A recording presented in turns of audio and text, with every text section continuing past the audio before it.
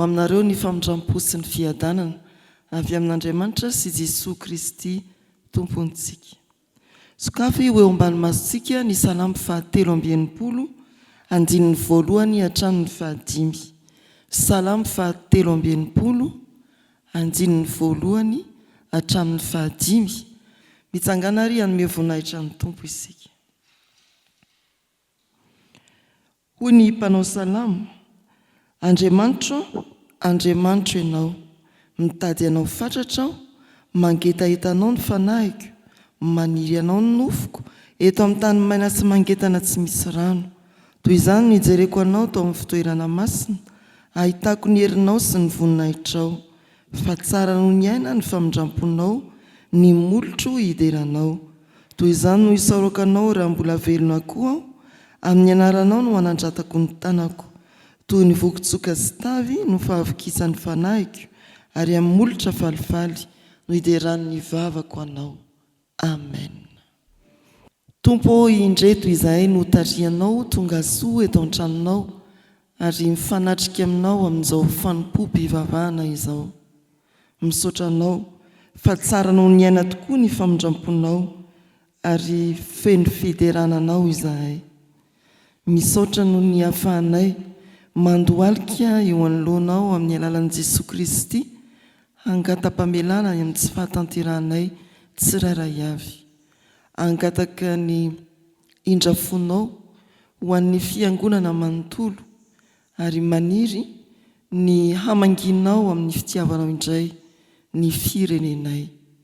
Jesosy Tompo, hamarina fa avy aminao ny loharano ny famelan-keloka ary ao aminao no misy fanavotana be. Apetraka eo am-pelantananao ho tarianao amin'ny alalan'ny fanahy masina itony fotoana itony, mba hatsapanay fa marina mandrakariva ny teninao. Fa raha misy roa na telo mivory amin'ny anaranao dia ao afovoany ianao.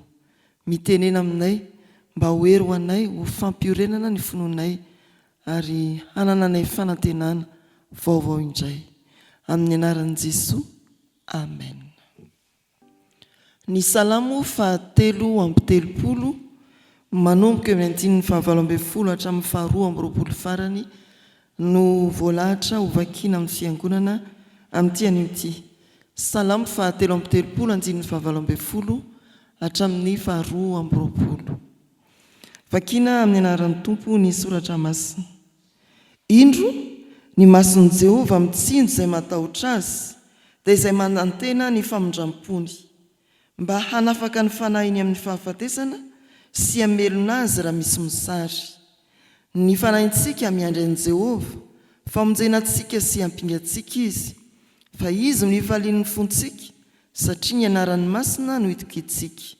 Jehovah, aoka ny famindramponao hitoetra aminay araka ny anantenanay ianao. Amen.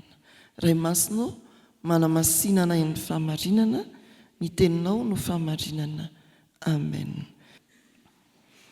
Ny tompo aneriavana mbola hiasa mahery ao amintsika amin'ny alalan'ny fanahy masina, hatakaratsika indray ny tiany ambara sy iainantsika avy amin'izao soratra masina izao. Salamo fahatelo amby telopolo ny andininy fahavalo amby folo hatramin'ny farany. Manantena an'Andriamanitra. Efa tena atomotra dia atomotra ny Krismasy. Na inona dia mahagaga fa rehefa mandidina ny Krismasy dia somebiseby ny olona ary volontany feno fifaliana no hitantsika eny. Saingy ao anatin'ny fiarahamonina toa somebiseby mibitabitaka seritseriny io dia misy malahelo ao. Misy malahelo satria tsy ampiery ara-pahasalamana, ara-toe-karena. Misy tsy fahampiana eny amin'ny fiarahamonina. Fahasaroman'ilay orakoraka somebiseby. Izany ndriavana ny volonandro Noely. Miara-mahatsikatra an'izany isika. Ity salamo fahatelo amby telopolo ity dia salamo fiderana sy fankalazana an'Andriamanitra ilay mpamorona ary mpanapaka eo amin'ny tantaran'izao tontolo izao. Efa mahita sika hoe Jehova anona ny anaran'Andriamanitra dia ilay Andriamanitra mamakivaky ny tantara izy hatrehatra sy ho mandrakizay no tononona ao anatin'izany. Tsy voatonona mazava ny mpanoratra fa hita mazava kosa no soratana ho an'ny voakan'Andriamanitra ao anatin'ny tontolo tsy misy antoka. Izao Salamo 7:30 izao. Tontolo tsy mahazo antoka, to tsy misy ianteherana. Izay ilay Salamo 7:30. Eo amin'ny 7:20 dia ny hoe anafaka azy amin'ny fanahy eny amin'ny fahafatesana sy hamelona azy raha misy mosary. Eo amin'ny 19:20 sy 7:20 dia manao hoe amin'ny anaran'ny Tompo, tsy misy mpanjaka voavinjy amaroany miaramilana, ny olon-kendry tsy voavonjy ny haben'ny heriny, ny soavaly tsy azo itokiana ho famonjena ary tsy mahavonjy ny haben'ny heriny. Tontolo tsy misy antoka. Ny manam-pahefana tsy afaka hitoky amin'ny heriny miaramilana, izay ilay ambarany hoe soavaly, na amin'ny haben'ny heriny. Ny manodidina dia totafian'ny mosary. Ny fiankinan-doha amin'ny hery miaramila dia anambaran'ny mpanao salamo hoe aza mijery an'izany. Hoy ny 9:20. Indro ny mason'i Jehova mitsinjo izay matahotra azy, dia izay manantena ny famindram-pony. Ny fitaomana hoe indro dia fampitrakana ny olona tsy manana antoka eo amin'ny fiainany, araka ity Salamo 7:30 ity. Eo ny mpanjaka izay manana hery ara-tafika, manana hery ara-politika, manana fahefana. Eo ny vahoaka miaina ao anatin'ny fiainana fahadiran'ovana, tafian'ny mosary. Fa izany rehetra izany, eo amin'ny 9:20 dia taomina hijery an'Andriamanitra. Indro ny mason'i Jehova mitsinjo izay matahotra azy, dia izay manantena ny famindram-pony. No hoe mason'i Jehova mitsinjo dia ilazana hoe Andriamanitra dia mahita tsy misy miafina, tsy fahitana amin'ny masony no fotsiny, fa tena fahitana amin'ny mason'Andriamanitra, fijerin'Andriamanitra. Any hoe mitsinjo dia fikarakarana. Fijery tsy mitazana ivelany fotsiny na mitazan-davitra, fa mahita ary mikarakara. Izay ilay Andriamanitra hitaomana ny olona, na feno hery toy ny mpanjaka izy, na latsaka ambany toy ny olona tratry ny mosary izy.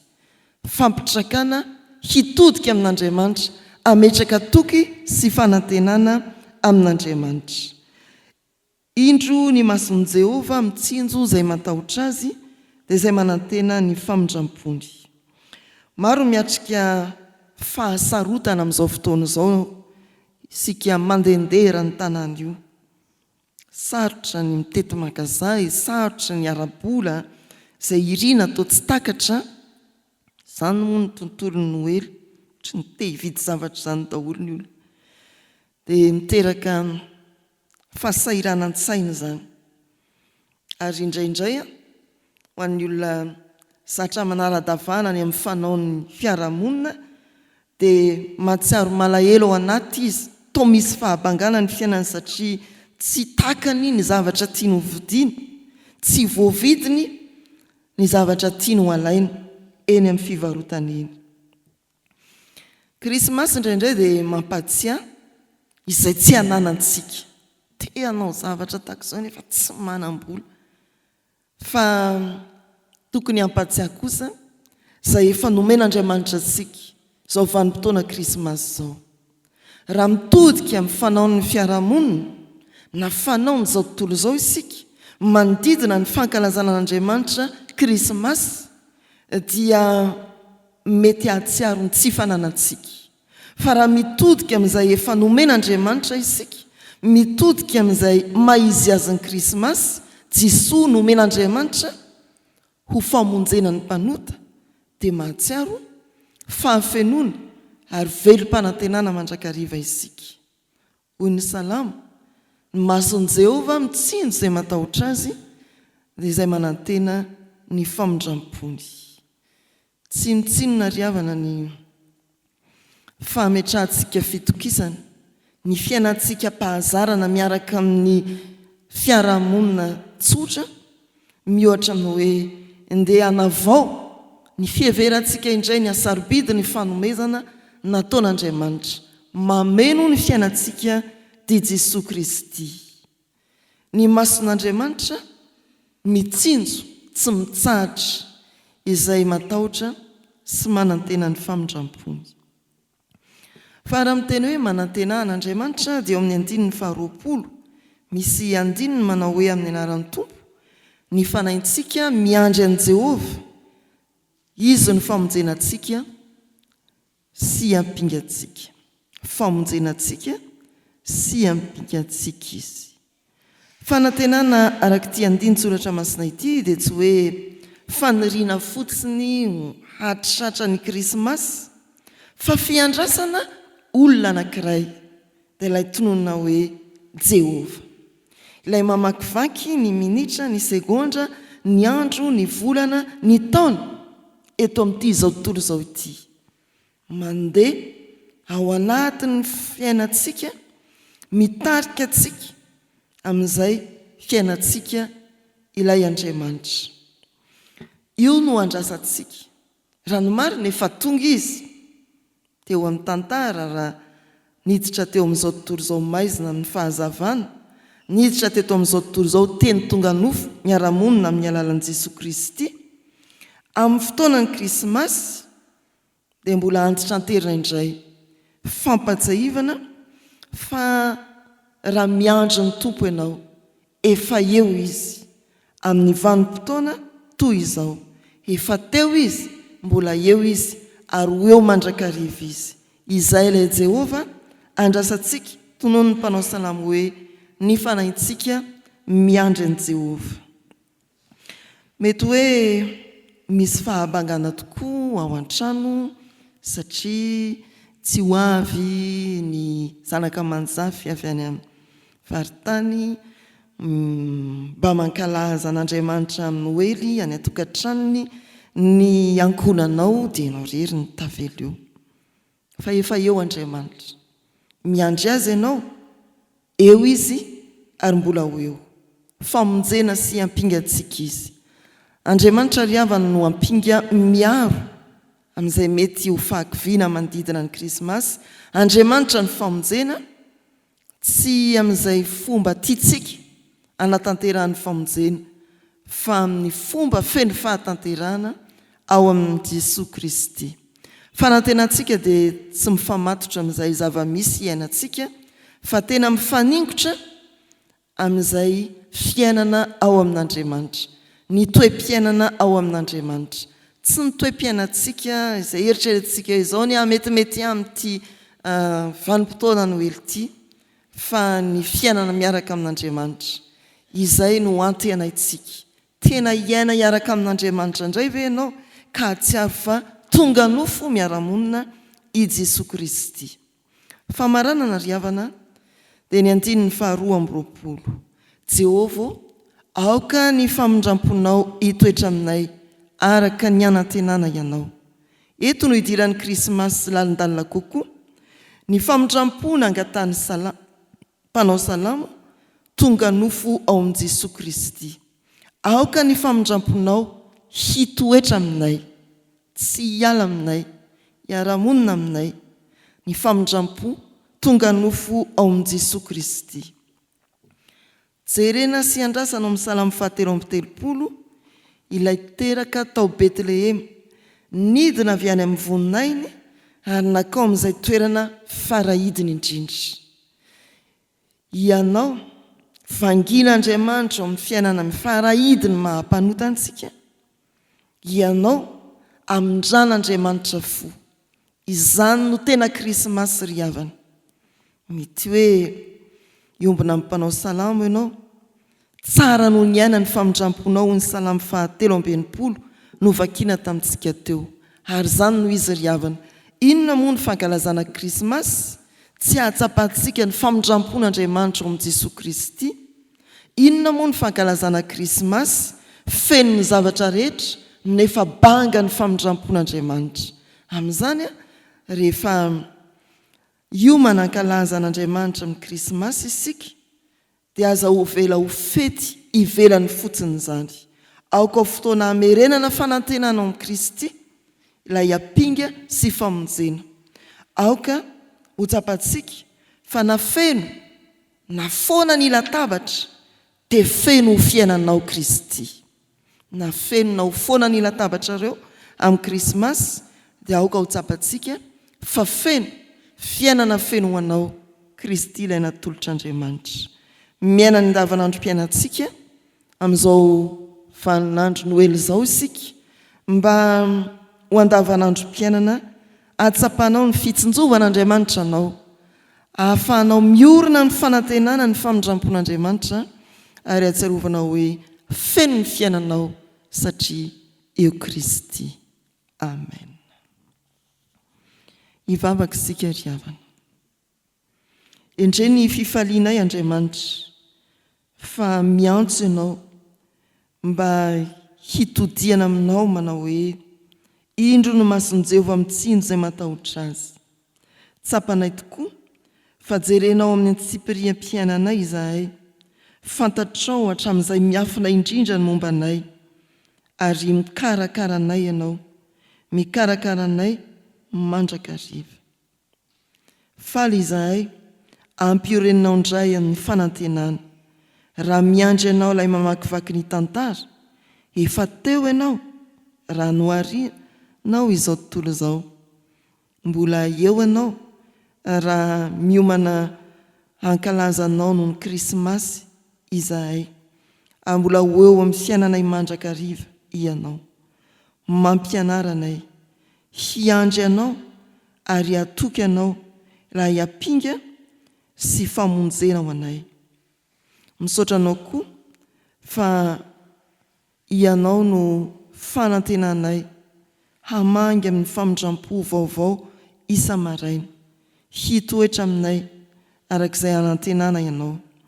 Dia mametraka ny fiainanay eo ambany famondramponao tokoa Andriamanitra, mba ho tonga nofo aminay amin'ny alalan'i Jesosy Kristy ianao, hiara-monina aminay, tsy hafahafa na dia ambany toetra sy fanao tsinotsinona azy izahay.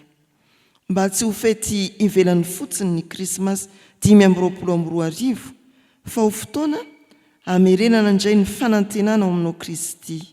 Ho fotoana hatsiarovanay tena fahafenom-piainana satria eo ianao Andriamanitra ao amin'i Jesosy Kristy. Indreto izahay miombona fosy fanahy, mitondra ny fiarahamonina sy ny mombanay eo aminao indray. Ianao no hiaro ny firenenay amin'ny fandriampahalemana amin'izao vanim-potoana manodidina saramanitra izao. Ianao no hijery ireo fahavoazana manjo ka hitsinjo ny olona tsirairay avy na dia izay tsy mahalalanao azy Andriamanitra. Ataovy manana anjara fitsinjovana avy aminao izy ireny raha marary, manaraka fitsaboana any amin'ny hopitaly, manaraka fitsaboana any an-tokantrano, mety manaintaina eny an-dalambe amin'izao ora sy fotoana izao. Tsinjovy ireo manamanjo ary ampaherezo sy ampionono mba ho velona fanantenana amin'ny Kristy ilay nitsangana tamin'ny maty. Hevery ny olana malaky mahazo anay ety amin'izao tontolo izao no ahitana fahoriana hoy Jesosy, matoky izay fa efa naharesy izao tontolo izao izy. Ary ianao tompony mbola hanome anay fifaliana tanteraka ao aminao. Raha mihazakazaka mitady izany izao tontolo izao, ataovy mahitanao ilay loharano sy fototry ny fifaliana tanteraka. Jesosy, mbola mangataka aminao izahay mba hampaherezinao hatrany ny fiangonana amin'ireo asa maro dia maro hiazakazana manodidina izao volana Desambra izao. Misaotra noho ny fahavitan'ny asa anankiray ho fitaizana ny fiombona sy fifankatiavana teto amin'ny fiangonana ny amin'ny bazary fitiavana. Misaotra ny amin'ireo mpandray anjara ny ezaka arak'izay tratra tampifaliana mba hahazoana mikendry ny tanjona fanomezam-boninahitra anao Andriamanitra sy ny fampandrosoana ny fiangonanao. Amaly fitiany tsirairayany ianao ary anambina ny kristianina amin'ny zavatra rehetra tahak'izay hanambinanao ny fanahiny ihany. Matoky izahay fa naizanaiza koa misy fiangonana miazakazaka mafy amin'ny fijoroana ao vavolombelonao fiantrana ny madinikao amin'izao vanim-potoana izao, dia tena anamarina ianao fa hamirapiratra amin'izy ireny ny voninahitra ao. Dia tantano izay amin'ny lalanay mandritra ny tontolo andro, apetraka hialoavanao sahady ny fiarahan'ny fiangonana amin'ny herinandro sambatra, ka naizanaiza Tompo dia aoka ho tsara homana ny fiangonanao hitsenany Krismasy feno fahafenoana ao aminao. Amen. Rainay izay ny an-danitra, ho amasinina ane ny anaranao, ho tonga ane ny fanjakanao, atao ane ny sitraponao ety an-tany ho takany ny an-danitra. Meo anay anio izay nasahaza ao anay, ary mamelany heloka hitaky ny namelanay izay meloka taminay. Aza mitondra anay mifakapanahy, manafahanay amin'ny ratsy, anao ny fanjakana sy ny hery ary ny voninahitra mandrakizay. Amen. Raisoary nitsodrano izay tononona sy atolotra amin'ny anaran'ny Tompo. Hitahy anareo any ny Tompo ka hiaro anareo, hampamirapiratra ny tavany aminareo ny Tompo, hamindra fo aminareo. Anandratra ny tavany aminareo ny Tompo, hanome anareo fiadanana. Mandiana amin'ny fifalian'ny Tompontsika. Amen.